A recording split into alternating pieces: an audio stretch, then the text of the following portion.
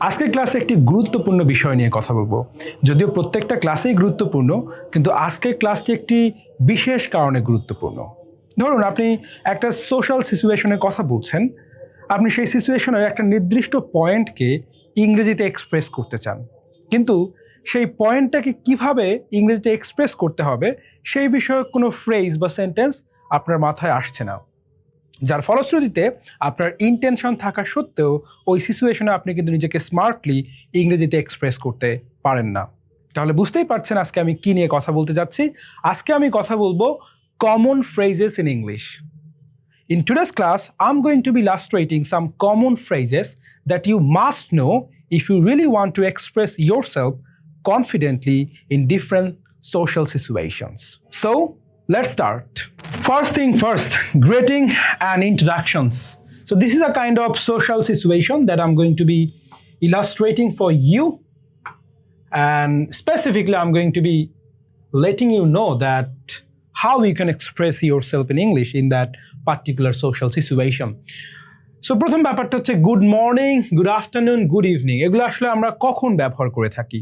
দিনের কোনো নির্দিষ্ট সময়ে যদি আপনি কাউকে শুভেচ্ছা জ্ঞাপন করতে চান, তাহলে আপনি শুরু করতে পারেন good morning, good afternoon, good evening দিয়ে।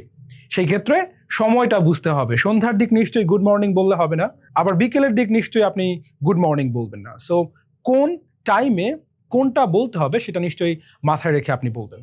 অলরাইট, আজকে শুরু করতে যাচ্ছি common ফ্রেজের part 2.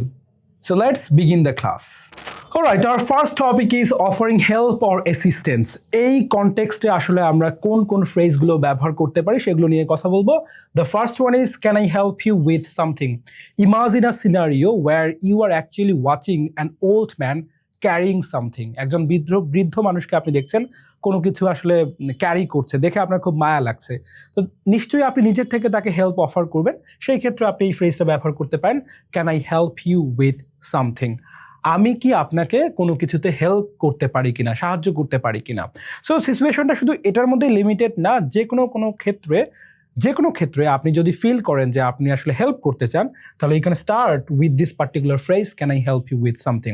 Moving forward to the next one, let me know if you need anything. Let me know if you need anything. ধরুন আপনার বাসায় একজন গেস্ট আসছে, আপনি তাকে ভিতরে নিয়ে আসলেন, ওয়েলকাম করলেন, বসালেন।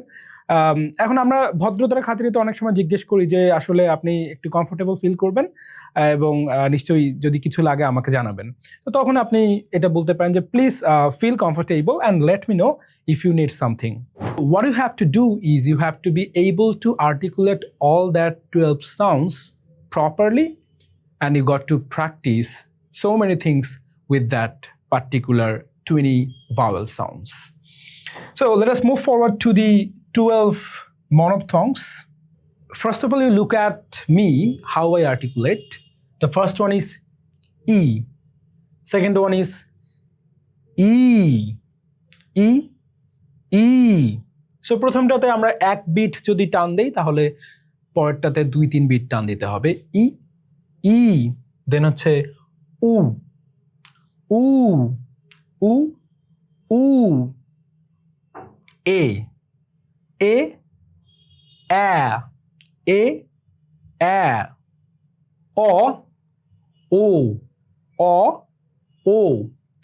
নিচে যে সাউন্ডগুলো রয়েছে প্রত্যেকটাই আ সাউন্ড, কিন্তু প্রত্যেকটার আর্টিকুলেশন ওয়ে ডিফারেন্ট, এক একটার থেকে আরেকটা ডিফারেন্ট। প্রথমটা হচ্ছে শোয়া, আ আ আ আ। অলরাইট, এখন যদি আমি এক্সাম্পলগুলো দেখাই তাহলে আপনাদের কাছে পুরো ব্যাপারটি ক্লিয়ার হয়ে যাবে। দ্য ফার্স্ট ওয়ান, ই সিট, ই সিট। উ ফুল, উ ফুল। এ পেন, এ ফ্যান। অ ফোর্ট, ও ফোর্ট। আ about, a but, a heart, a heart, heart.